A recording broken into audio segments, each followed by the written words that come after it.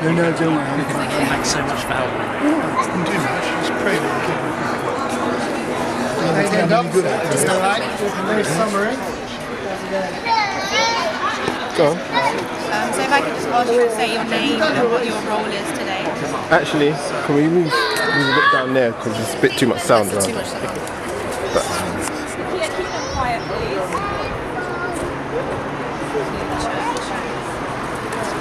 Yeah, here will do. Yeah, take them far away. Really?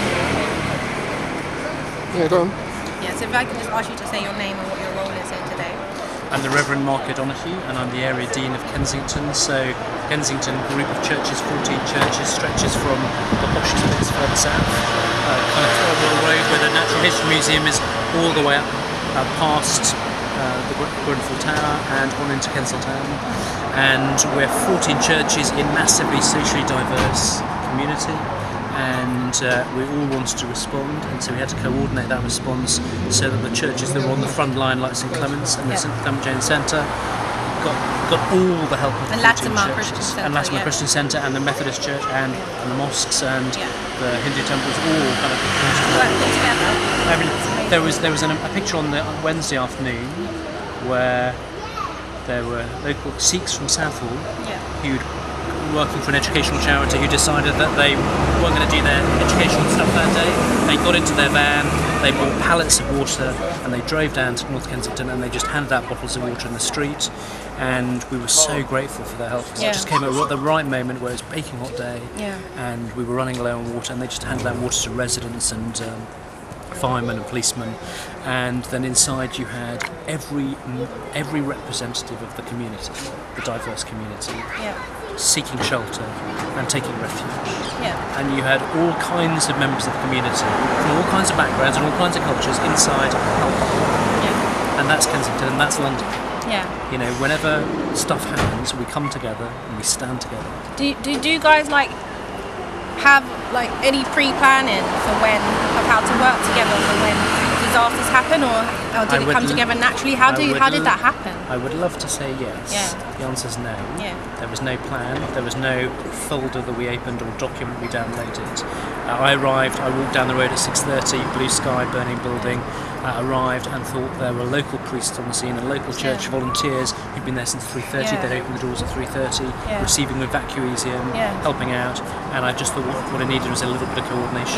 So I thought that I can do that because I'm not directly affected. So we began then to kind of pull in the rest of the deanery and the other churches, and the bishop arrived and offered great support and care. But Mark, it just seems right from a community member's point of view on the ground that the resources and the housing and the money and the help, it has all been coordinated by the churches and the community centres. It just seems that's where it's come from. And how did you manage to do so brilliantly when the people with the money have not matched what you guys have done? I just need to know how you did that. Well, I mean, the odd thing is actually people who offered to help were from the posher bits as well as the poorer bits. And you had Stella McCartney's person chef, James Sheridan, who I mentioned earlier, who wandered in at 9 o'clock on the first morning and said, "How can I help?" And I said, "You look like a chef. Can you cook?" And he said, "How about I cook lunch for everybody?" And I said, "There's 300 people inside." And he said, "Leave it to me."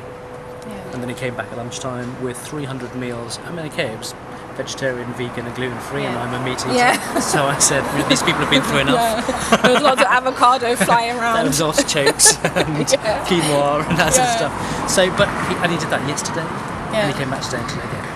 Wow. That's just a guy, he's a London geezer, a real kind of geezer type, but he is the personal chef of Stella McCartney, and he just came and helped. So I wouldn't want to make it a class thing, I wouldn't want to make it, because there were people who were very generous, who just came and said, "I've closed down my Savills office, and I've arrived with my Savills property team, and we're all going to the supermarket on constant runs, and we're giving stuff away." And I just sat there thinking, wow. And I think Bishop Graham nailed it. He said, there is this compassion deeply within all of us, and it bubbles up in times like this. We saw it at London Bridge, we saw it with Manchester, and it's sad that it takes a tragedy like this. But I think though there's more to it in that those relationships, it's the relationships that have been built over a long period of time between all these different organisations that enabled it. You lot's guess, strategy to emerge naturally. But at the same time, you're right, it was organic. you've like related over time. Yeah, and it's in adversity. So Z, a lovely Muslim guy, lives very close to the tower, and he just turned up on the first day and said, "What do I need help?"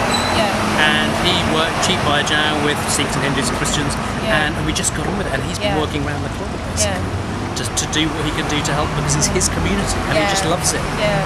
Do you know what I love that people are seeing on the media, because I don't think people get to see this in the country or over the world, is that here Muslims and Christians actually do work together every single day in each other's buildings. And if you'd been into the St Clement's, you may have been in, but the St Clement's Church during the first 2 days when it was chaos, but a kind of organic, good chaos, where we were just mucking in and helping out each other, there was everybody. Yeah, it's just it wasn't white middle class folk like me kind of doing church. It was Muslims and Hindus and Sikhs, and it was everybody just mucking in because it was life and death. You've set up a charity now for We set up a people. charity partly because lots of people are asking they want to give, and they would rather give to a church-led thing than to anything to do with Kensington and Chelsea. I've heard that a lot. And so we thought we've got to respond. People want to be generous, and we passionately want the money to go to people where they need it, and they need it now. And they need cash in an envelope, don't they? Exactly. Really, as well. What they don't need, they need, people have got hotel rooms, but they don't have the bus fare to get to the hotel room. I was with the Prime Minister this afternoon with the local residents, and there were people saying that it's fine to give people, for the borough to give people hotel rooms, but they don't have the money to get to the hotel room.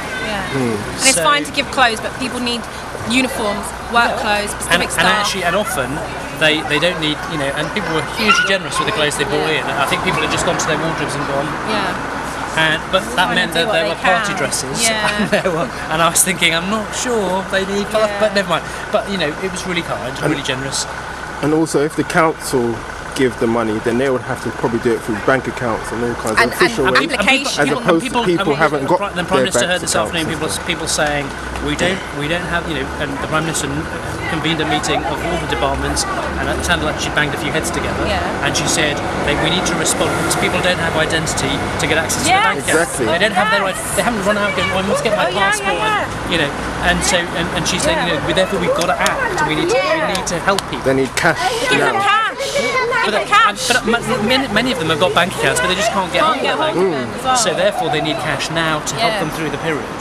And this is just something I'm asking everyone, which is because I saw on the news that they were describing our community as deprived. And yes, some people have millions and some people have a few quid, but the word deprived just didn't seem like the right word to call people just because they live in an estate. If you'd been in North Kensington for the last 3 days, you would have seen people devastated.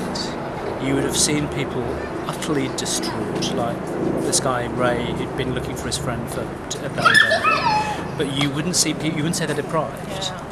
Well, I mean, they're deprived of everything physical. They've lost their homes, they've often lost their loved ones, and they've lost their friends.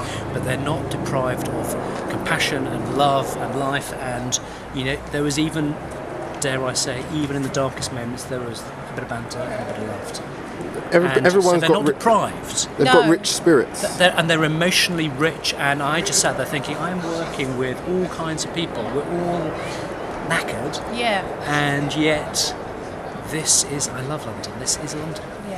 Thanks, Mark. Is there anything on your heart that you want to say? I just want to say, I saw today when the Prime Minister visited, and St Clement's and Town Hall, there's anger bubbling over. I just want to say that Christians are passionate about truth and love and justice. And there are days that are coming where that truth is needed and justice is needed. But these are days that we've got to show love. Jesus was a radical. He was, and he was passionate about truth, and he was passionate about justice.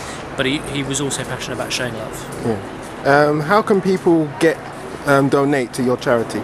Is That's there a great. website We will make sure that we tweet out and Facebook out the detail of Kensington Church's Relief Fund, and you guys can take one of the envelopes, and you guys can tell the world about it. Yes. Okay. Yes. Dankeschön. Thanks, Much Mark. appreciated.